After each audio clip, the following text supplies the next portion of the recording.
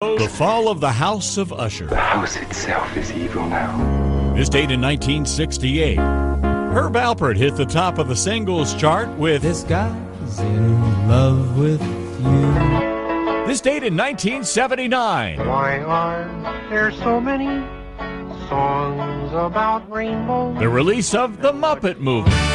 This date in 1995. The Beverly Hills premiere Houston, we have cleared the tower at 1313.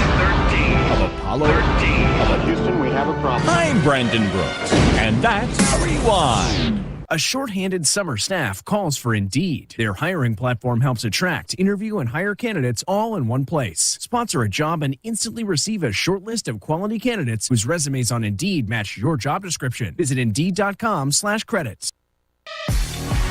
Rutherford Issues with Brian Barrett on FM 101.9 and AM 1450 Murfreesboro, FM 100.5 Smyrna, and streaming at WGNSradio.com. Rutherford Issues is powered by Middle Tennessee Electric. MTE's charitable foundation, Sharing Change, is funded by members who round up their electric bills to the nearest dollar each month as a donation and support hundreds of nonprofits. Find out more at sharingchange.org. Well, it's my pleasure today to welcome in from Tucker's House, Graham Honeycutt, the executive director. We're going to find out all about Tucker's House this morning. Graham, good morning to you. How are you? Good morning. How are you, Brian? Doing very good. You again this year. Yeah, glad to have this opportunity to catch up with you about Tucker's House and some of the things going on. First of all, always like to offer the opportunity to kind of share the mission of Tucker's House with us. Yeah, I appreciate that. So we provide home modifications to families who have children or young adults with disabilities. And we serve all of Middle Tennessee, but we serve quite a few families in Rutherford County. And also just to help with your sponsorship, we're recipients of Sharing Change funds there with the Middle Tennessee Electric. So thank you to all of you who round up on that each month. No, it's absolutely. very helpful. Yeah, makes a big difference. How did Tucker's House start? Can you tell us that? Yes, so our founder started Tucker's House. It'll be 14 years ago in August. Her grandson was born with cerebral palsy, and his name was Tucker. So hence the name Tucker's House.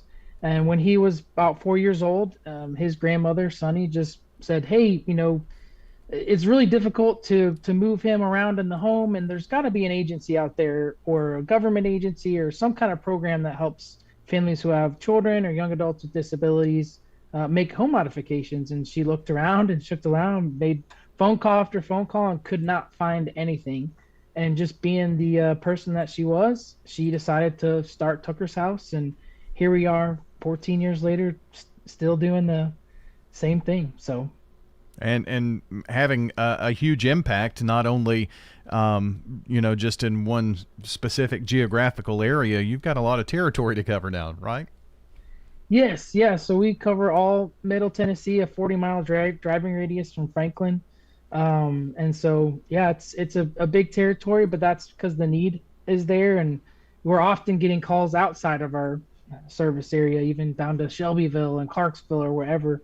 So we're hoping to expand that over time, but just wanted to grow wisely. And there's a lot of pieces that go into this. We have physical therapists that we contact, we have architects that we work with, general contractors that we work with. There's a lot of pieces to line up, so it's hard to do that as you expand into other territories. Sure, I can only imagine, but you've definitely seen a lot of growth in the last 14 years, and would not expect that to not to continue. Are there other organizations like this around the country, or do you get phone calls from other locations saying, you know what, I've read about what you do, we would like to try to start something here?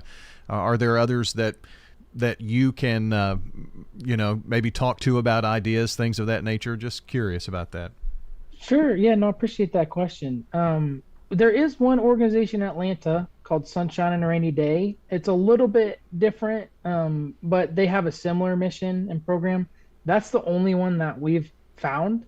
And you'd be surprised. And we get calls from New York, we get calls from Minnesota, we get calls from Oregon. We've even had one from Israel, not a call, but email into our system, our info email from Israel. So, really it's not just a Middle Tennessee issue or thing to work through. It's worldwide, but yeah, we don't know that many, and we don't haven't had anyone as of yet who really just wants to take this and plant it somewhere else. Maybe that's because of what we talked about, the complicated nature of it earlier. It's just it just we really call them community projects, right? Tucker's House does these, but we don't do these alone. We have donors that donate. We have therapists and architects and contractors and all kinds of people come around. They're really community projects.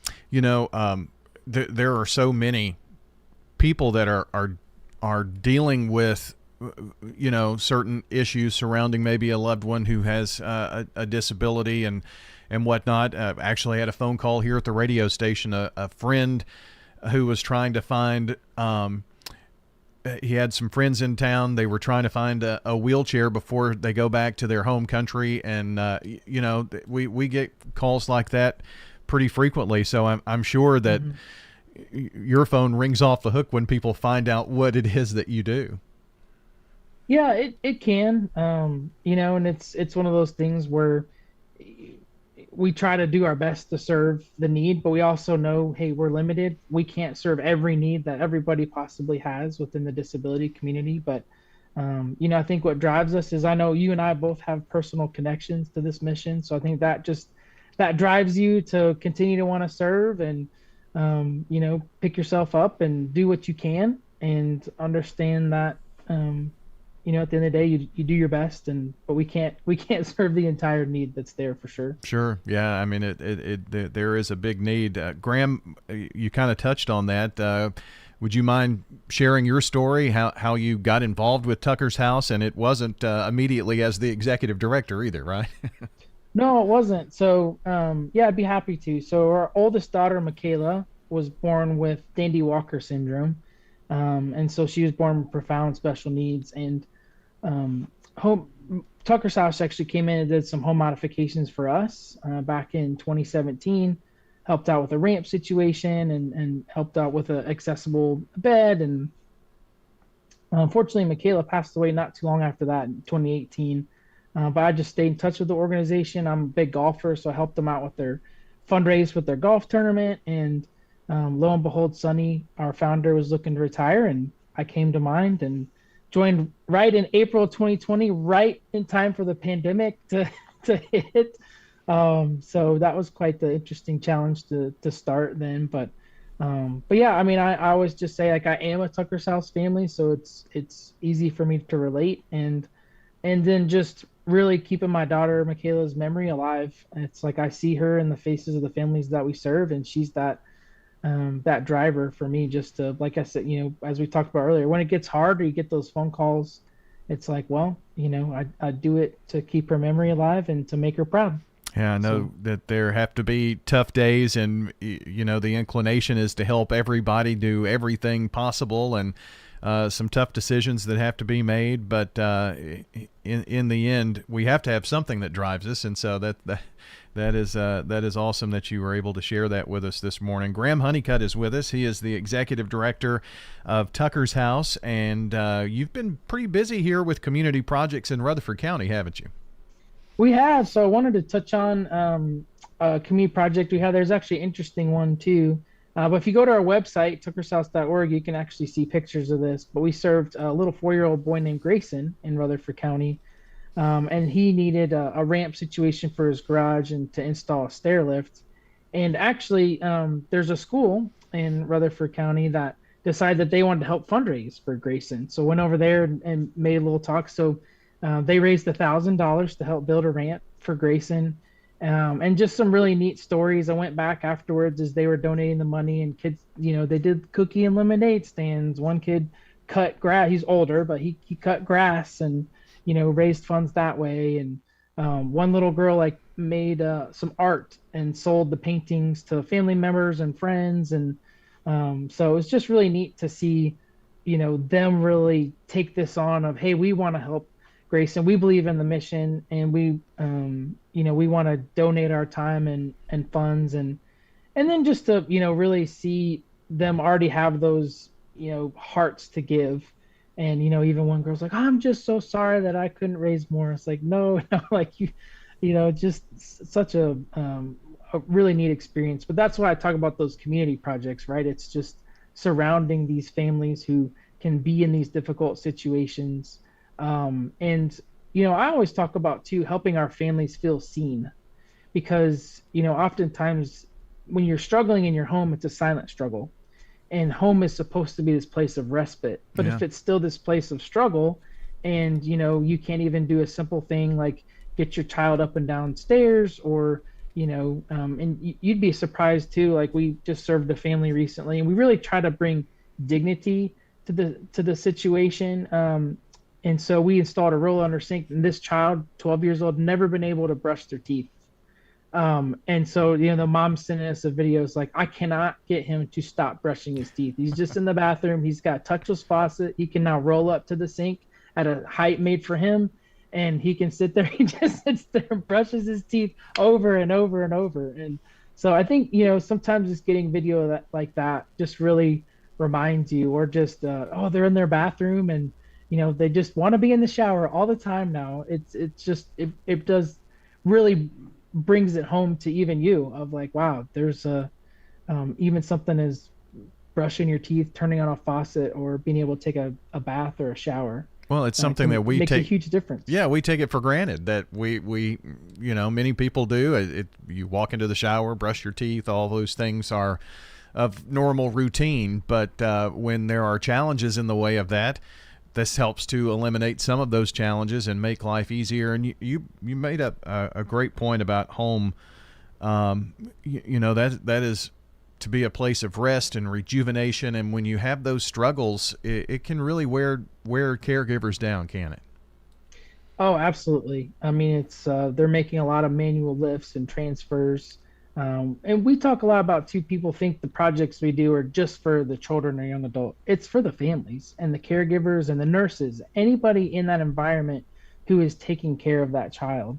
We're really just trying to make it that place that's safe and accessible. And we're actually launching a new show. It's going to be called House to Home. It's going to be HGTV type style show, but we're going to follow families through the story of just taking, a house and really turning it into a home, and showing that, transformation, as you mentioned, but home is supposed to be this place of joy and rejuvenation. So taking the families, sharing their struggle on the front end, just again, to shine that light and bring more awareness to, what we do, and the importance of what we do in people's homes. Yeah, what a great idea. We've got Graham Honeycutt with us, Executive Director of Tucker's House. You can find out more on their website, tuckershouse.org. And you just talked about one recently completed project. You've had several projects here in Rutherford County. Are there opportunities for people when you are doing a project here locally to kind of come alongside and help and be one of those community partners in that?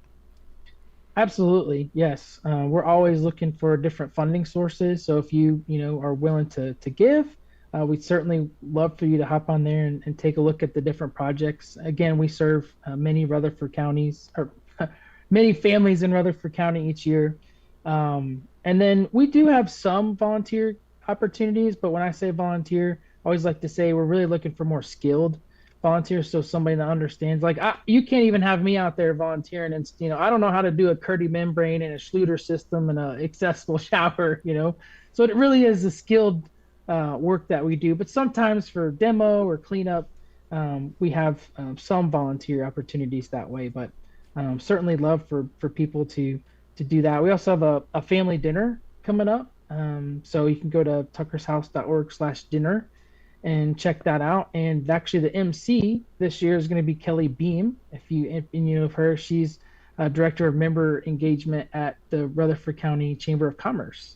So she's got a special connection to our mission. So I figure a lot of your listeners probably know her. She's famous, feels like, in Rutherford County. She's, every time I meet someone, it's like, oh, I know Kelly. So really neat there. It's infamous, I think, is what we use for Kelly's work. But right. And she has been on and has shared. She has gone through many of these things in her own life with her daughter, and those are to have that connection and to have someone like that to be willing to help your organization. She sees the importance and knows the importance. So that will be a great fit. Now, the family dinner, where's that going to be and when? It's going to be September 15th. It's going to be at a farm. We actually have a donor who's donating his farm to us, which is really neat. So it'll be really nice setting, outdoor setting. So that'll be at that farm. It'll be in Franklin, Tennessee. So it's a little bit of a drive for people from Rutherford, but if you'd like to go on there, some different partnership opportunities that you can be involved in, or if even with a company, if you want to highlight and get your name out there and support the mission, and have 200 people there. So it'll be a neat night time. We'd love to have you. And find out more about that at tuckershouse.org. Graham, as always, it's a pleasure to catch up, and any time we can help spread the word about Tucker's House, be sure to let us know. Yeah, it's my pleasure, Brian. Always happy to be on, and thanks again for what you do to be a mouthpiece for the community, and just appreciate you and your story as well. Well, thank you so much for that. Graham Honeycutt joining us today with Tucker's House. Again, online, tuckershouse.org. Greetings, friends. This is Lenny Farmer with the Jennings & Ayers Funeral Home in Murfreesboro. If you ever had to deal with the final arrangements of a loved one, funerals are both emotional and financial. You can easily be drained both ways when you least expect it. I can help you in both of these areas by showing you the positive side of pre-arranging. Locking in your cost for the rest of your life will truly relieve some emotional stress at that time. Call me, won't you, at 615-893-2422. Let's talk. Today's death notices. Linda Faye Lawson, age 66, of Murfreesboro, passed away on Wednesday, June the 21st. She was born on July the 20th, 1956, in Bloomington, Illinois, to Joseph and Rachel Henderson. She was preceded in death by her son, Joseph Lawson, brother, John Michael Henderson, niece, Rachel Neal, and grandparents, Favel and Beulah Henderson, and John and Ethel Lassiter, survived by her loving husband of 50 years, Edward Lawson, sons Buddy Lawson, Stephen Lawson, grandchildren, and a host of other family members.